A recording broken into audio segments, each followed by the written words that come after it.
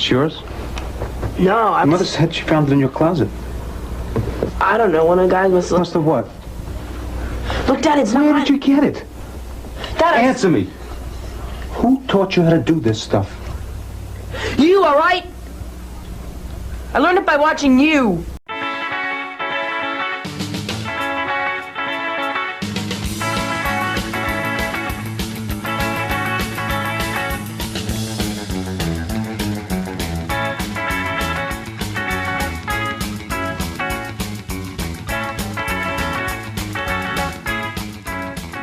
Hey, Joe. Hey, Jacques. Knock, knock. Who's there? Go fuck yourself. Hey, it must be time for the Carnival Personnel Podcast. Welcome, Carnies, to episode 4.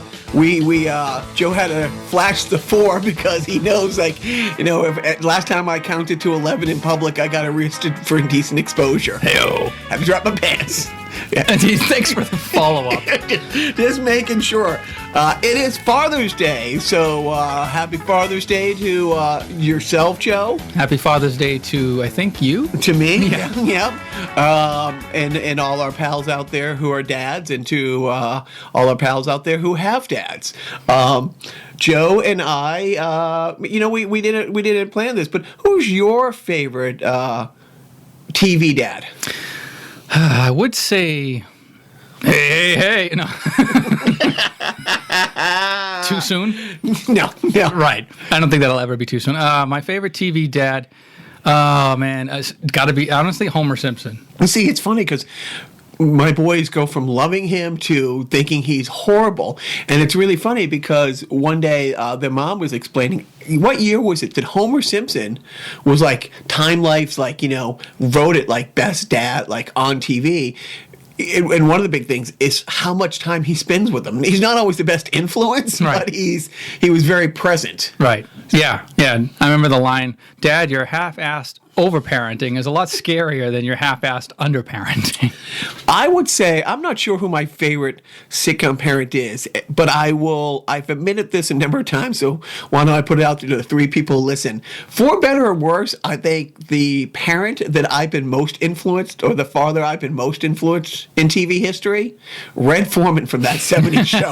And I know you're laughing, but there's so many times I'll say, to my now 7-year-old, it's like, oh, you're such a dumbass, right, know? And I'm like, no, that was a show, and it was funny when he called his teenage son a dumbass, but maybe dial it back a little bit here. But I'm more Red Foreman. The older I get, the more Red Foreman I become. Yeah, you're in bad territory when you're Stacy Keach from Titus. Remember him? And he's another one, unfortunately. I remember some great parenting tips from him that maybe we'll save for later in this, but there are when Titus talks about his dad, and I'm like, oh, maybe being a Red Foreman fan isn't as bad as taking tips from Titus' dad. Right. But either way, you wussy. The Cleavers, no. What about so about? I guess Mike Brady. Mike Brady, yeah. I mean, Mike Brady was great. It's funny because now you look at him with a different viewpoint. The irony is, they were the first TV couple to share a bed. Yep. He was gay. Yeah, exactly. So what does that tell you, America? When you sleep with women, it turns you gay. Yeah. Or something. What? No, I mean, there were so many great TV dads. But no, I mean, Homer Simpson to me is just the quintessential American. And unfortunately, I find myself becoming more and more Homer-esque each and every day, including the weight gain and the beer drinking. No, not even close. Yeah, I know, right? But hey, it's something to shoot for. Yeah, exactly. Thanks for taking that away from me. I have nothing, and then you took that away from me. So yeah, happy Father's Day. What about Father's Day for you, what? Well, thanks for bringing it up. I do want to, lay down on this couch over here. Yeah. No, that's going to be the studio audience. Right. Don't make that the therapy That's couch. not the casting couch? Can it be both? But seriously, Father's Day wasn't very big around our house after I turned 6 with my dad leaving and all. But thanks for bringing that up, Joe. Well, no, it was. It wasn't a big thing for us. Moving on. I don't know what to say here. I just wanted to make you cry. I wanted an Oprah moment. You didn't give it to me. Oh, okay. As he chugs his 8th beer. Seventh. Okay, right. Who's counting? Hey, I couldn't remember it's the fourth podcast. Well, what about you? Yeah, I mean, my father was always there for us. He was a stay-at-home dad. He was an older, like much older than like your average dad. Like I think when I was a young lad, like if I was 10, I think he was like in his 50s or so, or 60s maybe, because when he died in 2008, God rest his soul, he was 79. So now you're making me do math, and now I'm making the audience do math. Would have been 87-ish Right now? Yeah. Well, oh yeah, wow. It's been almost 10 years. Right. Almost 10 years now. Almost 10 years. Hey, we better get going. That's for us. He was always there for us. He was a Portuguese immigrant. I won't hold that against him, but he was good. Like every other dad, he could have been better, but he was always just kind of a stay-at-home guy. He raised us the best he could, but when Father's Day came around, like he was one of those guys, like didn't want any acknowledgement that he was a father. Well, what about you this year? You guys do anything? Breakfast in bed? You get the ceremonial tie that you're never going to wear? To be honest, my children have yet to wish me a happy Father's Day, so that tells you what kind of a father I am in this standing in the year 2017. Maybe they call it their real dad. Right. Well, you know what? I didn't think of that. There you go. Columbo. No, we like I said, Father's Day. My birthday was last week, so it's like it's humble like, brag. No, I don't know what that is. I'm bragging about being old and now Father's Day. I'm bragging about getting the double cake. It's like the kid who has like his birthday on Christmas and he gets the double gift and stuff like that. So it's like literally it's like how much celebrating can we do for an old guy who barely stands his children? Yeah. But anyways, Carnies, that's this week's episode of our favorite dads. Both our dads are dead. Yes. God rest my father's soul. Don't know. I'm not going to speak for everyone here. No. My dad, it was fine. It's like we, the older you get, you're like, yeah, you know what? He did the best he could. Who cares? I turned out fine. So, anyways, yeah. On a much happier note, let's move on to something a lot funnier than our dead dads. Politics. Yes. Joe, anything happened this week? Nothing. Good night. Nothing happened. Oh, wait. There were a couple of things. I don't know what you want to start off with first. The awful D.C. shooting. Awful D.C. shooting. Or the awful president and his lawyer and his lawyer's lawyer. Right. When your lawyer has to get his own lawyer within the first week of repping you, maybe you are hastily picking, out of the phone book, the first lawyer who would say yes to you. Yeah. So it's fun. It's we're not going to get too heavy on politics because we would cry ourselves to sleep over that and our dead dads. Right. But man, did I open a wound that had been sealed shut for decades. Kids, what you do is you take all your hurt and you roll up in a ball and you stuff it real down low in your gut and you try to cover it with an ocean of beer. It won't work out. So far it's been okay, but seriously, so this week Trump, comes out and he says, in his tweet, because that's the only way, a president should communicate with the world, is I'm being investigated about the Comey firing by the guy who told me to fire Comey, witch hunt. Yeah. Which is great because, yes, like the deputy attorney general writes a memo saying, you got to fire Comey. He lost control of the FBI and this Hillary email mishandling of the election was unfair and fire him because he mistreated Hillary, the guy that Trump spent a year saying, lock her up, lock her up, lock her up. Yeah. Sean Spicer comes out that same day and says, yep, the deputy attorney general suggested this. He's lost control of the FBI, the Hillary email handling, he's got to go. And then the next day, Trump, as only Trump can, goes on Lester Holt and say, no, it had nothing to do with that. I was firing him anyways. I fired him over the Russian stuff. Didn't you hear me when I told the Russian ambassador that? And, oh, wait, the media wasn't allowed there. I like how your Trump sounds like Chris Rock. Oh, God. I'd give anything for Chris Rock to be president. There was a movie I think he made called Head of State. Absolutely anything to have the real Chris Rock be the real president over this. I'd have The Rock. I would literally rather The Rock be... or A-Rock. A-Rock. Less damage. But seriously, so Trump has to go out, hire a lawyer. He can't get a top-notch lawyer. Like no of the big law firms would take him as a client. However, Mike Pence was able to get one of these lawyers because Mike Pence is now lawyered up, and he had a big fundraiser to pay for his lawyer. But back to Trump, whose lawyer comes down to D.C., starts doling out advice to his subordinate, saying you don't need a lawyer yet, which violates him practicing law in the District of Columbia, where he's not licensed to.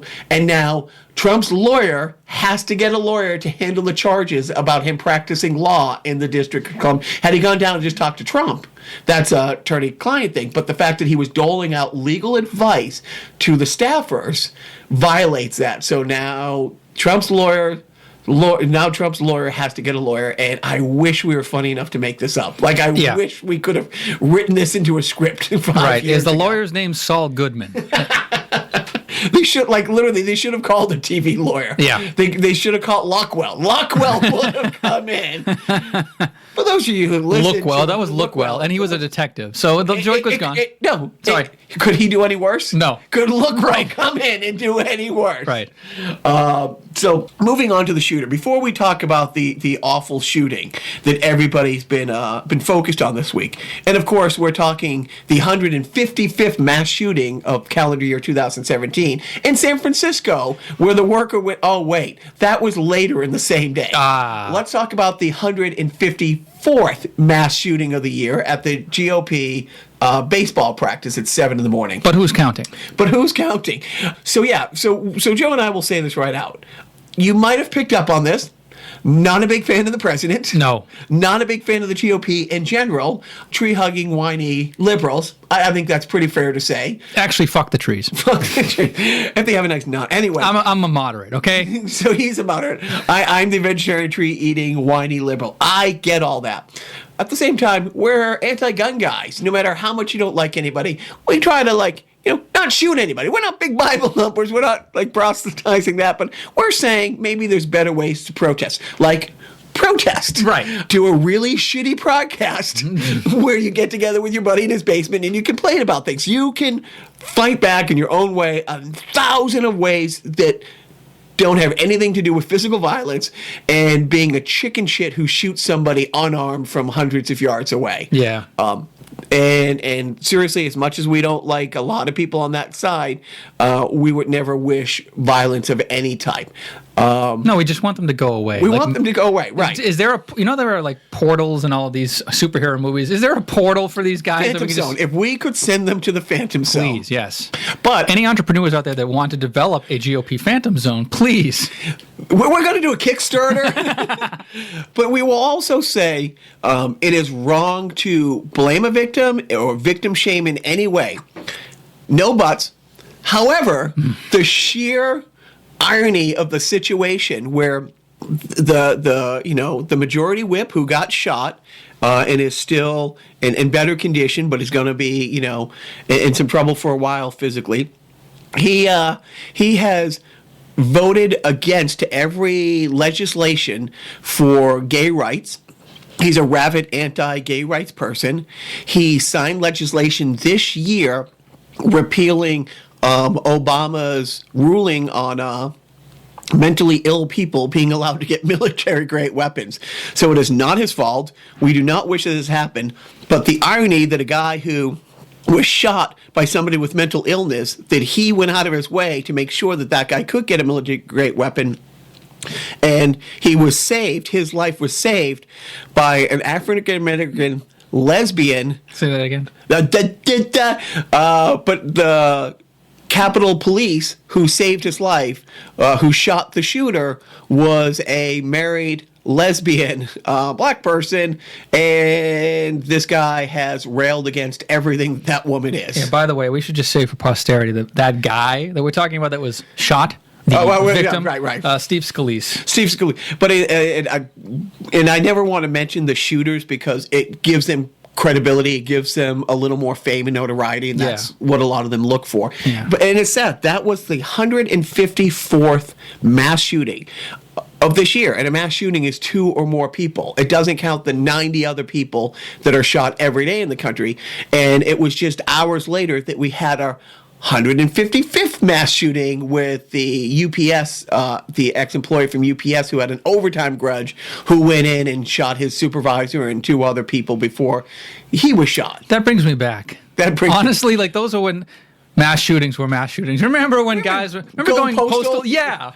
Oh man, yeah. Now because the post office is in such dire straits, people don't go postal anymore. They go UPS. Thanks, Amazon. So yeah. I mean, it's like, we're not going to go off on a big. Mentally ill people shouldn't have access to military-grade weapons, but I think it's safe to say, that maybe mentally ill people don't need access to military-grade weapons. Even Bernie bros. I mean, just to mention, the shooter was a Bernie bro. Well, and that's the thing. It's like, it came this whole, see how violent these people on the left are? It's like, no, this is the outlier. This is the exception to the norm. I can't find one tweet or one clip from anybody running on the Democratic platform for president last year advocating hitting people, advocating, you go ahead and beat these people up, I'll pay for your legal fees. Or if any of these, gun people, these Second Amendment people want to, take care of it. His exact quotes are like, if Hillary wins, I'm quite sure my Second Amendment friends will take care of it. What exactly did that mean? Nothing. Nothing to see here. When and we could just go down the list. And it was great when Ted Nugent was trying to be the voice of reason, saying, we got to tone down the rhetoric. You mean the guy who was on stage firing machine guns saying, I hope Obama sucks on this, and fires off a few rounds? It's like, right. But Kathy Griffin went too far with the severed head. She did. But, she did.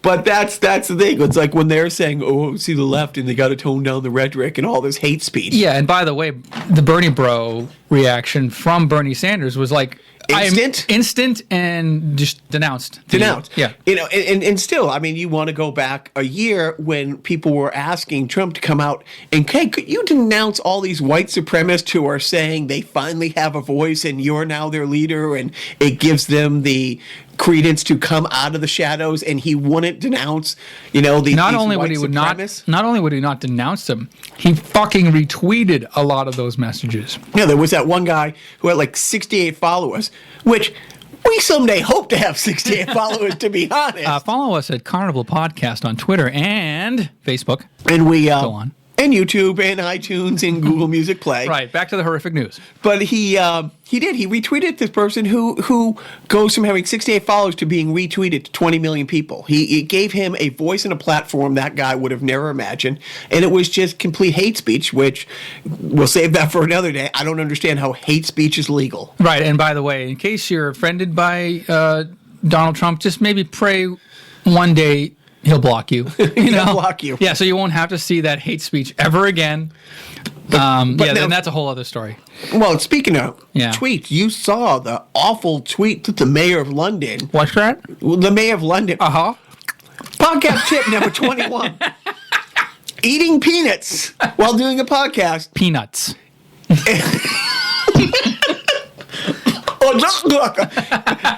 a second. Hey, what did Cinderella say when she got to the ball? What's that?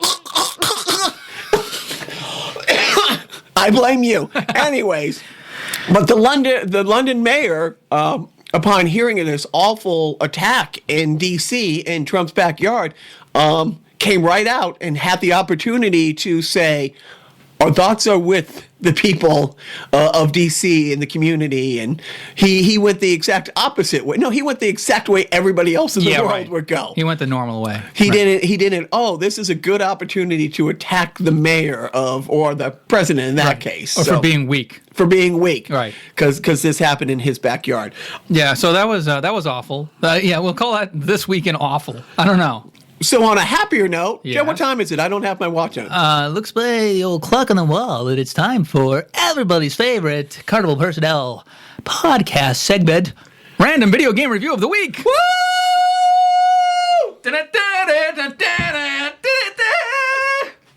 Come on down. Oh, so Jacques is now getting up off his friggin' fat ass, and he's spinning himself around. He's doing the robot? No, he's blindly grabbing a game off of my shelf of about 250 plus Nintendo Entertainment System games for the 1980s and 90s.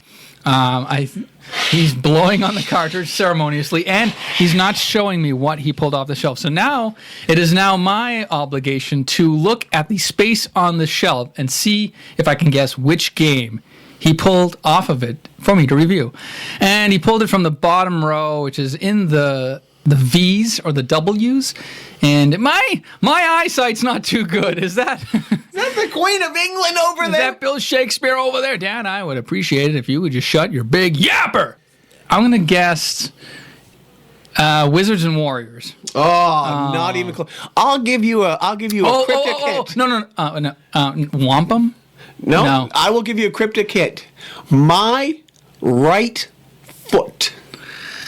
My right foot. And I don't think that as a metaphor. My, being me, Right. your podcast partner's right foot. What is sexy? I don't know. You've stumped me.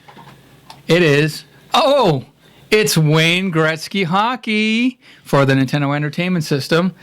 Have not played it, but I do know that it is, I think, universally panned as a hockey game for the Nintendo Entertainment System. So I can't review this game, but if you want to talk about a great hockey game, of course, everybody loves Blades of Steel. Blades of Steel! Whooshing!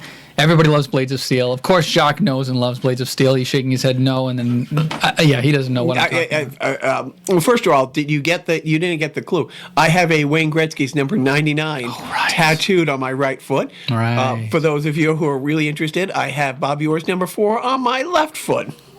Yep. And, and I think, did Wayne ever get back to you thanking you?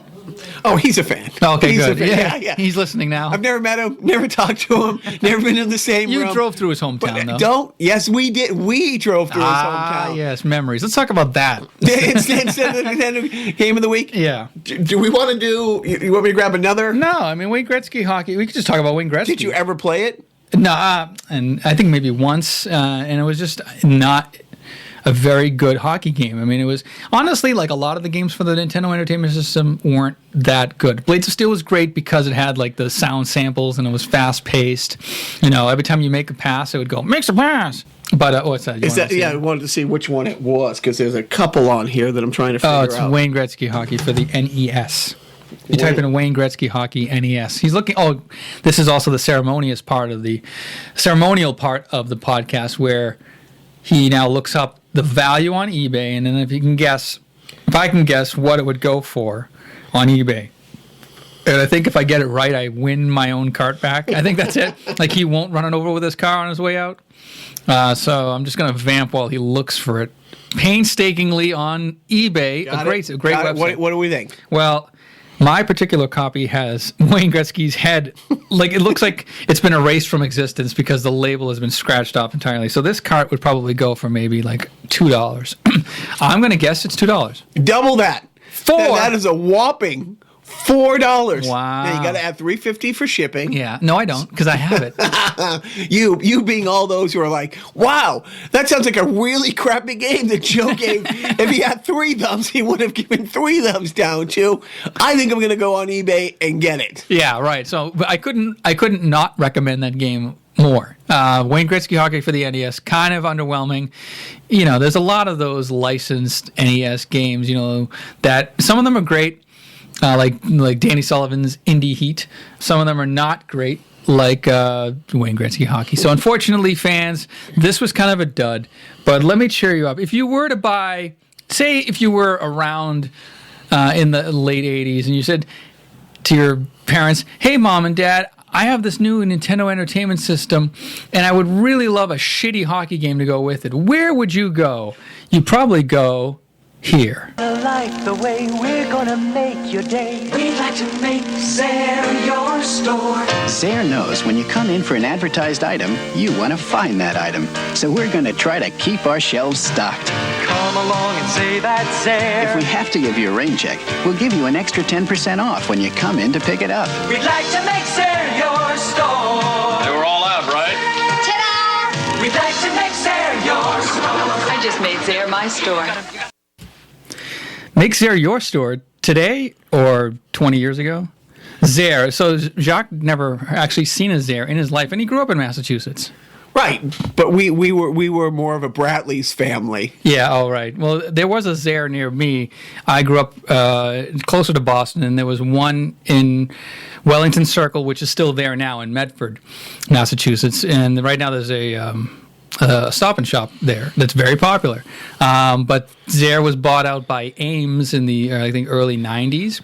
And I think Ames stuck around until the mid-2000s, and then I think it just became like nothing after. Like there was no chain to backfill that space afterwards, and then Stop and Shop just kind of filled in. But Zaire was, that's actually where I got my first Nintendo Entertainment System in 1986 or 7. Nobody cares. I know, Jacques shaking his head like, no. He's giving the wrap it up sign. I'm just amazed at how much money there's still left in the accounts of these bankrupt companies to be able to afford sponsoring our podcast. Right. Yeah, I know. So that's our defunct sponsor of the week, Zaire. So yeah, shop at Zaire then. If you have a DeLorean. Right. And you can drive I have 4. 88 miles an hour.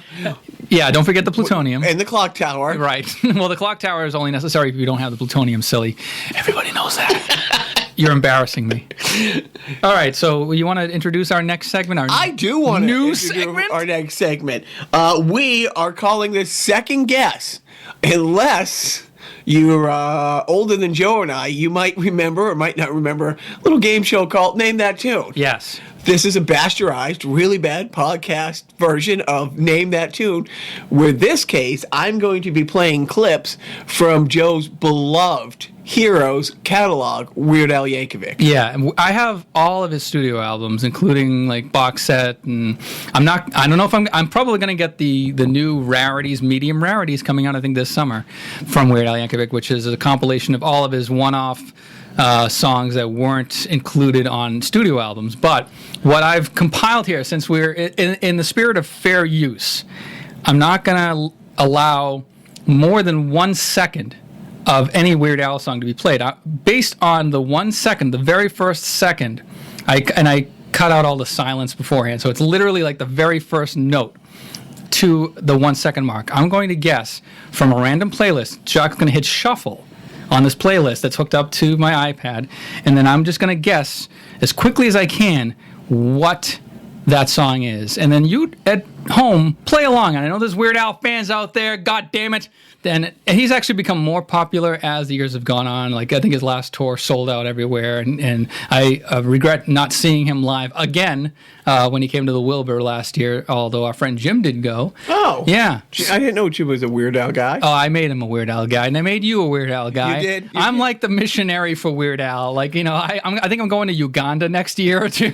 And we talked about it last week. He did the theme song of Captain Underpants. Yeah, and you were kind enough to bootleg me a copy of that. Oops. AMC could be listening. Right. All right. So here we go. We're doing this live. Doing it live. So he's gonna hit shuffle, and I'm gonna guess, and then make sure you hit pause. Oh, that's another one bites the dust. That's scary. Like, literally, dude. That's not okay. All right. Try it again. Now. Ooh. Oh man. Oh man, I think you stumped me on that one. Oh, heavy bass line. I know, dude. Heavy bass line. Fuck, that's off of one of his newer ones. You mean after he sold out? Yeah, right. Pass. Oh, so let's keep score. We are 1-1. 1-1. Yeah. So 1-1. Okay. All right. Moving on. That's Canadian Idiot. Ding! It's The Saga Begins. Oh, this is so easy. It's too easy. That's Attack of the Radioactive Hamsters from a Planet Near Mars. Well, you gotta. That is Pancreas. From Inhaling, I guess Pancreas. And I need Jacques to react to this so that I'm not like, I don't feel like I'm living in a vacuum. I'm stunned. Next. Here. That's Frank's 2,000-inch TV. Seriously? Yeah, I so. That's Waffle King. Oh. That's the Weird Al Show theme. That's the White Stuff, parody of the Right Stuff. That's Talk Soup. Yeah. Right. Yeah. Talk soup. That's you skipped through one. The first one was Whatever You Like. This one is Wanna Be Your Lover. That's not okay. And I swear to God. I didn't even hear it. Literally, I accidentally hit the skip button as the first note played or one song. You didn't even get a full second of the first one before hearing the second one. Are we playing to 21? Yeah. And we're playing. So for those of you keeping score, and I know you all are, Joe is 12-1 right now. Wow, 12-1. It's kind of like us with the wars. Okay. I think it's 12-1-1 at this right, point. Yeah. Mission accomplished. Oh. Here we go. That's Handy. The parody of, was it Kesha's Fancy? I'm so handy. That is, that's Charles Nelson Reilly, CNR. It's CNR. It's about Charles Nelson Reilly. It's a White Stripes style parody. We are going to sidebar for a second for my Charles Nelson Reilly story. So Joe and I are doing a couple comedy shows here in Boston just before I get out to LA. One of the things that brought me out to LA is I had a music video show that a small production company out there had a deal with the and this, will get you giddy because I'm going to say the name of Joe's favorite movie. The production company had a deal with a UFH channel. UHF. See, it's so long ago, but Weird Al had a movie called UHF, and so this production company had a deal where they basically got free airtime to put on what they wanted. It was a content split, a revenue split thing with the channel, so that you weren't showing a test pattern all night. And my show had a pretty good following here, which got me out there. And we got a big article in Billboard. And being interviewed, the lady said, "Oh, you're going to have a host? Is it just going to be videos? What are you going to do?" I'm like, "Oh, we're in negotiations right now with Charles Nelson Reilly." What made me say... Wait, are you proud to be the first person to be in negotiations with Charles Nelson Reilly? What made me actually say Charles Nelson Reilly, to this day, I will not know. But about a week later, when Billboard ran, the investors that paid to bring me out there that had this deal were absolutely livid because they were going for this young, trying to compete with the MTVs of the world. This is way back when MTV played videos. And if you're not taking this seriously, I'm like, I'm serious. Charles Nelson Reilly is a god. We never spoke to Charles Nelson Reilly. I've never met the man. Mm-hmm. Not for a lack of trying or several restraining orders. But anyways, that is my Charles Nelson Reilly story. Wow. So I don't know. I'm cleaning up here. I've only missed one. Yeah. You didn't even tell me what that was. Yes, you did. You. I skipped over the one I missed. You said it afterwards. We'll have to go back. All right. Well, you're 14-1. Take a victory lap. Did we record this? Oh, I got to hit record. Damn it. Okay. All right, a couple more. So let's see. You're playing to 21. What the hell? Go ahead. That's one more minute, which is basically how long this is going to take. 15. Come on. It's the Imagine Dragons one. It's the Radioactive Parody. What is it? It's I forget the name of the song. My Weird Al card has been burned. I don't know the name of the song. Well, do you get a half point that you knew it was you're almost 40 and you know who Imagine Dragons are? Do you get credit for that? Right. I don't know. What was the name of the song? Inactive. Yeah. Instead of Radioactive. Right. Okay. Damn it. That's a lull. That's a loss. Christmas at Ground Zero. Classic. That's Another Tattoo. A parody of Bruno Mars' Another Something of You. I don't know. Another Day. That's I'll Sue Ya. That's a parody. That's like a style parody of Rage Against the Machine. Oh, classic generic blues. I woke up this morning, then I went back to bed. It's all about. Oh, well, okay. You skipped through. No, okay. You raced through truck driving song. Yes. And then it was. It's all about the Pentiums, baby.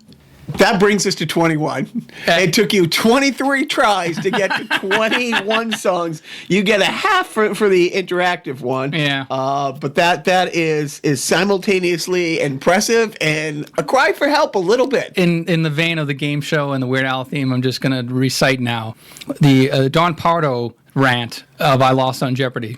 That's right, Al. You lost. And let me tell you what you didn't win. A 20-volume set of the Encyclopedia International, a case of turtle wax, and a year's supply of rice-a-roni, the San Francisco treat. But that's not all. You also made yourself look like a jerk in front of millions of people. And you've brought shame and disgrace on your family name for generations to come. You don't get to come back tomorrow. You don't even get a lousy copy of our home game. You're a complete loser.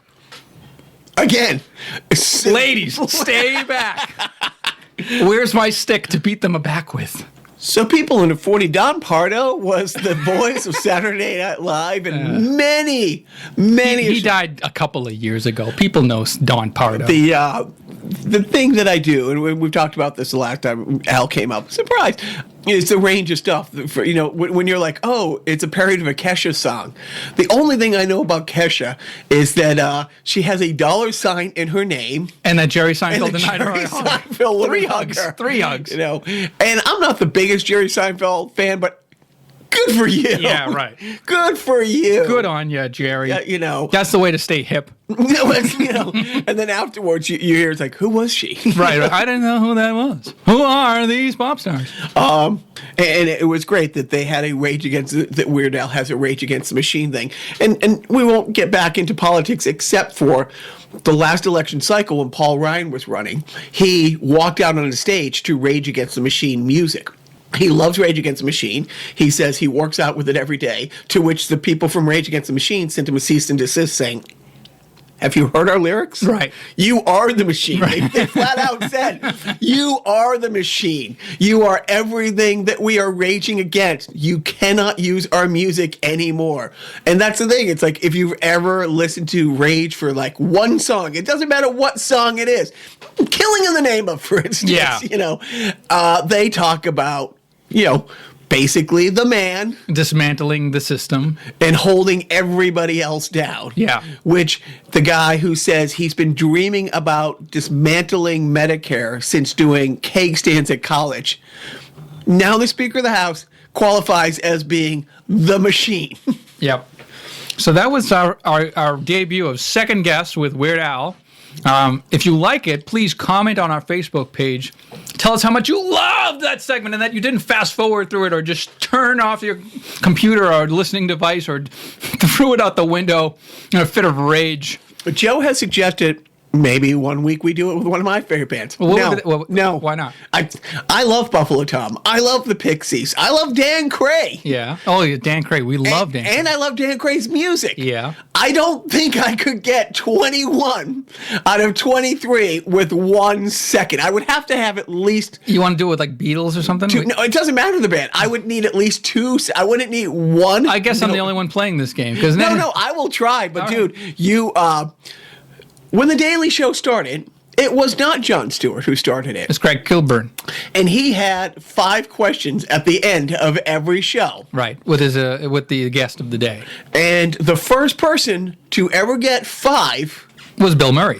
And so every person after that, Kilburn would explain the bit to and explain you can only tie. You cannot beat Bill Murray. Right. And it was great. When Jon Stewart took over the show, he kept it for a while, but he phased out of it. And the first day, he asked 5 questions. The second day, 4 questions.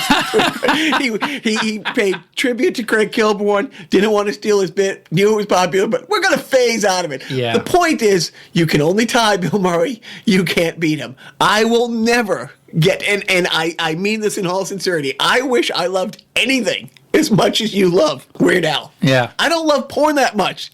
And I love porn. Right. Yeah, should we do that with moans? Like, we'll play 21 porn star that's clips. April Flowers from the... You named a porn star. Even that wins. Why didn't... Joe. I'm sorry. April Flowers.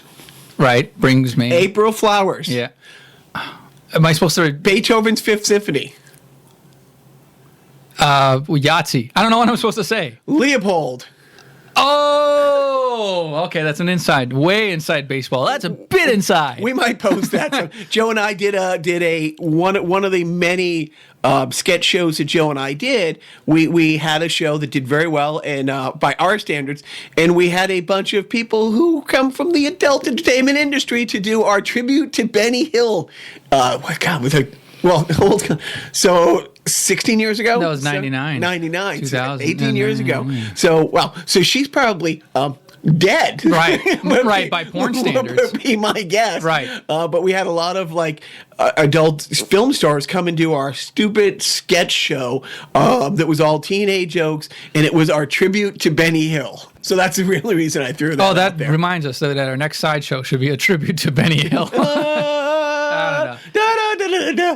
Yeah.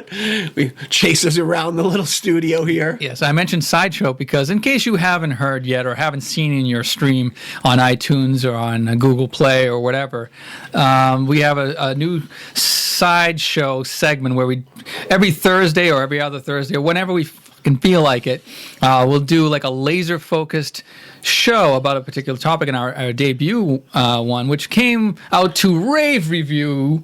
It actually did come out to a rave review. Was about Adam West. Singular, yes. Dearly departed. Adam West. Adam West. Adam West. Adam West. Now I'm going to go a little lower. Adam West. No, but when Joe says laser focused, he means like the way that the stormtroopers were laser focused when shooting at people. Yeah. But we won't be talking about politics or other things. We'll have a topic and try the best of our ADD, OCD. You can't even. You're so ADD. You can't even say the acronym. That's how ADD you are. Our ABC. Right. MIA, GFCs. But the sideshows are a little more focused, and Joe will call me with an idea. I'll call Joe, and we'll be like, yeah, that's more than a 4-minute rambling, so let's save that. So we got a list coming up. Yeah, hopefully you guys will like the next one. We're working diligently for you out there. Just you, not you over there. You get the fuck out of here, you. Log off. Yeah, but you, sir, ma'am, X. Ma'am who wants to be a sir. Exactly. Sir who wants to be a man. I don't mean to be presumptuous, but this is for you, the Sideshow, and also this podcast. And what's next on our podcast? Well, Joe just showed what a life of staying home on a weekend can do for you, is learning a catalog inside and out. I, again, am envious of his abilities, but recently I've been dragged out of the house against my will twice in the last month. Where are your papers? And I've been telling Joe about this, so he's like, "Oh, well, you know what? I don't want to hear about it. So save it for the podcast." Yeah, right. The other 3 people. That's my new catchphrase when talking to Shock is like, you know what I hate about just save it for the podcast. Save it for the podcast. So he can limit me to rambling for an hour a week. But recently, management and I, aka the wife, were taken to a show at the Middle East Cafe by our friend Mike, who we hope to have on the podcast, a former BCN jock who's given us great feedback. Like, stop, you guys are horrible at this. And I don't want to be on your fucking podcast. So Mike, keep those pieces of advice coming. But he took us to see this band called Tragedy. It is a death metal band that covers Bee Gees songs. That's the greatest. And they come out, and it's not just the Bee Gees, but they used to be just a Bee Gees band. But they have the makeup, the war paint on, the absolute, oh my fucking God, I hope to never run into these people ever. Yeah. Kind of look. And then, you kind of look down a little bit and you're like, they're wearing the shortest short shorts since the 84 Celtics.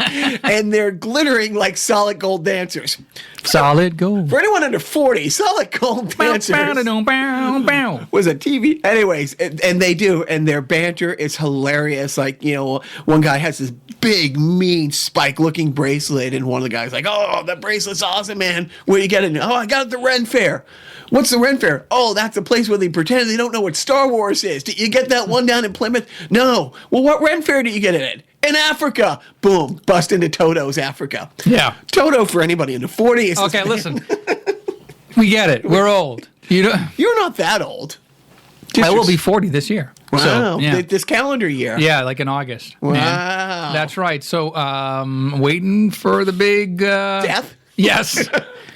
But so this is the big one, Elizabeth. We saw Tragedy, and They're actually playing this week in New York on the 23rd. The management and I have actually thought, and that's her birthday, should we drive down and see them? They're that good where we're like, we would go to New York just to see them. They come around.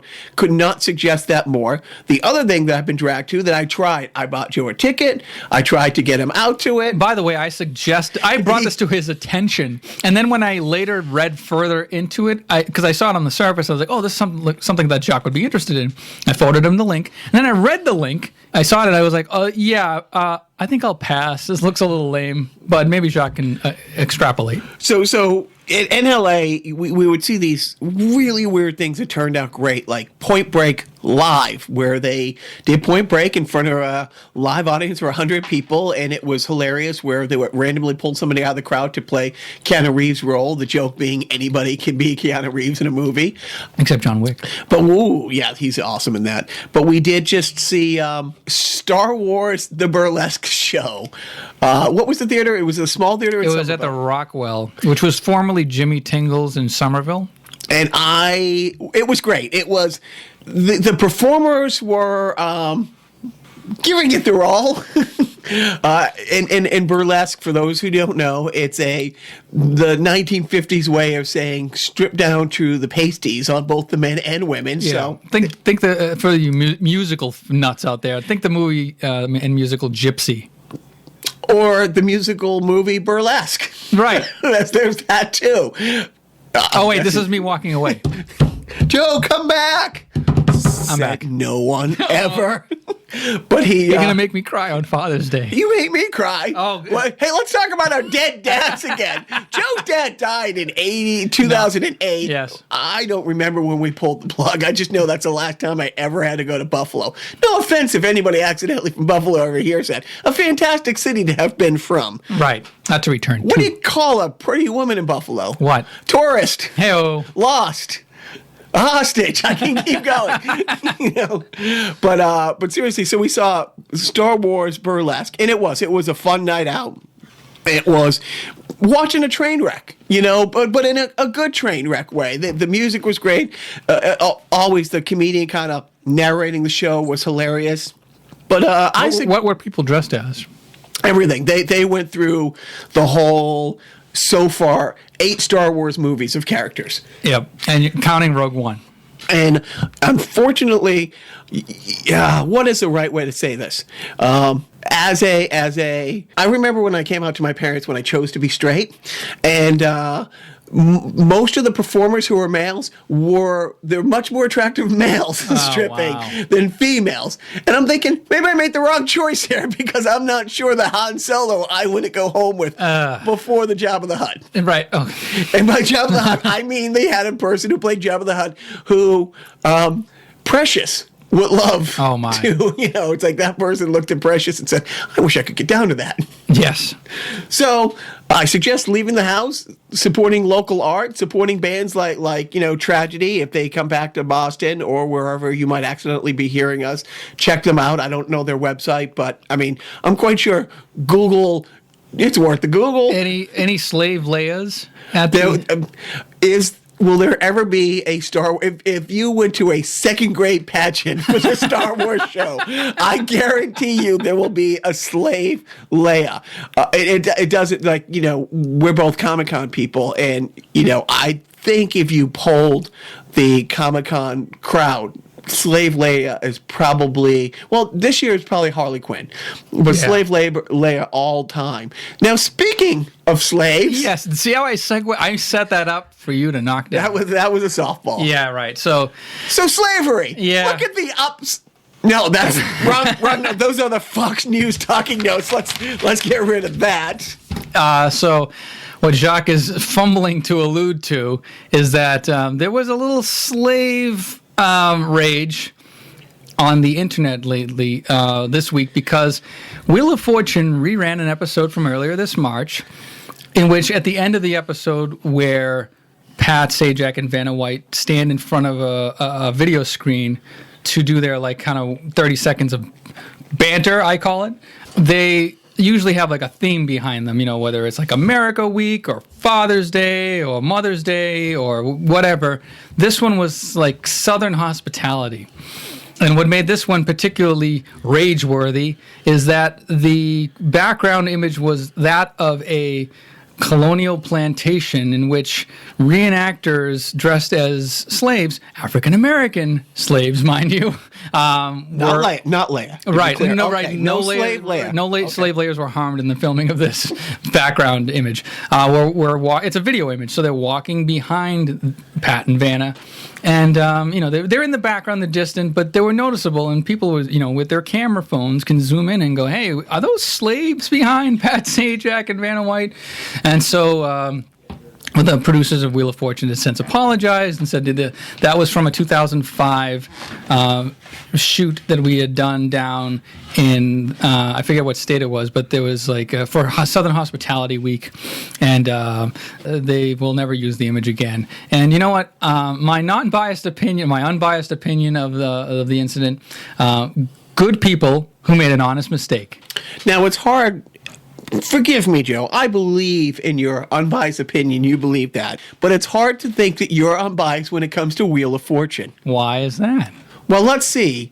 Did you or did you not win a quote-unquote boatload of money a few years ago on Wheel? Now, granted, not a big boat, right, but a boatload nonetheless. Right. It was more, it was like a house cold, hard cash. Cash. And to tie it back to Leia, did you not win a good portion of this money based on Princess Leia? Yeah, there's so many this is like the end of a Curb Your Enthusiasm or something where it all comes together at the end. It's a dream within inside a dream right. within inside a dream. It's an inception of shit. I was on Wheel of Fortune in 2012. I was lucky enough to be chosen from a group of very qualified candidates. I flew out there. I was going to stay with... And I actually did stay with Jacques' management, as he calls it, it. And so anyways, long story short, too late. I went out to L.A. and I went on the game show. Once-in-a-lifetime opportunity, literally, because you cannot go back once you have been on. And I won.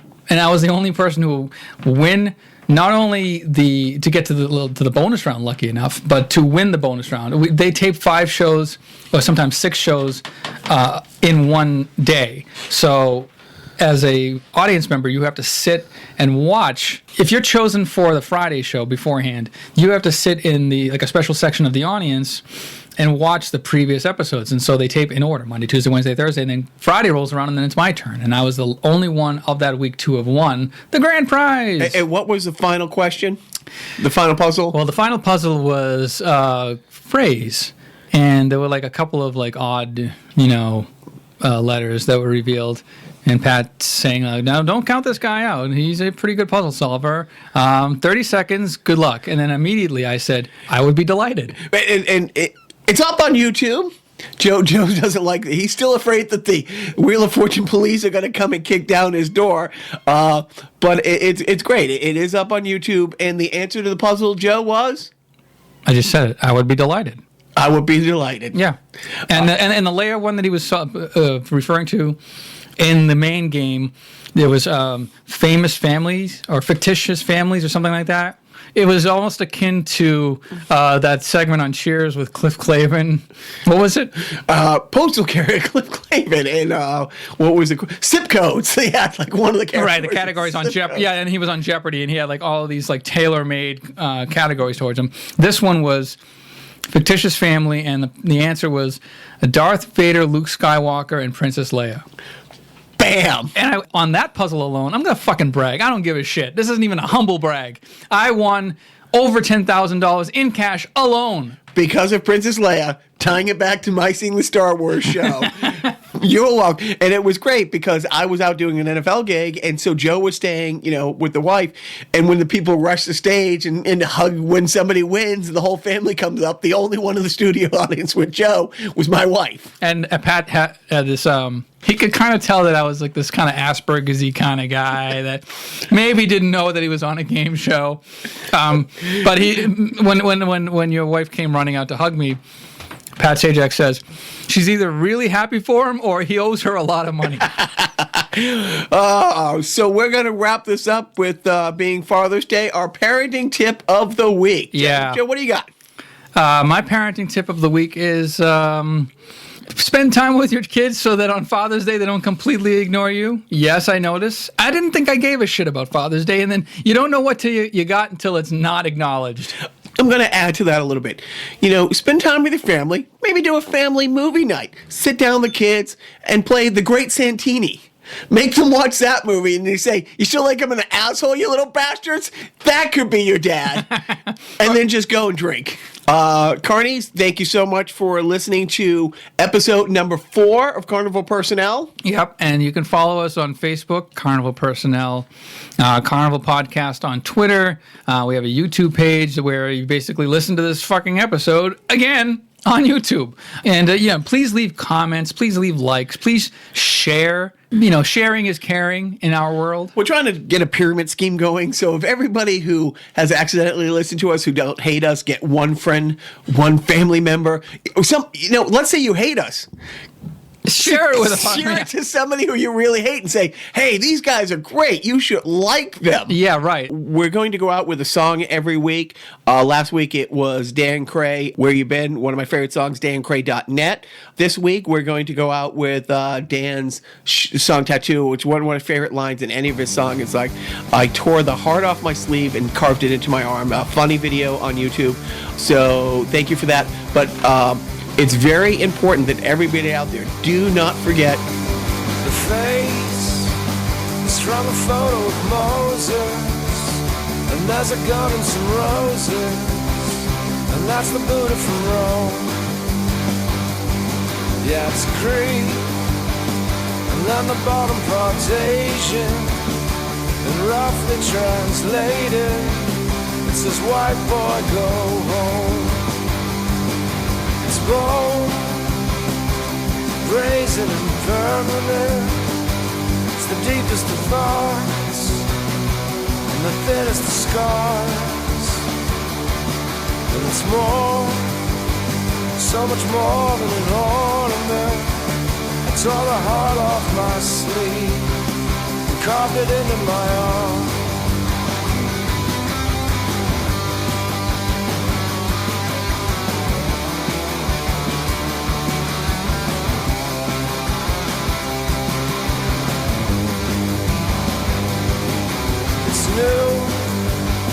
The guy that did it's left-handed, and he said I'll understand it once the pus is all gone.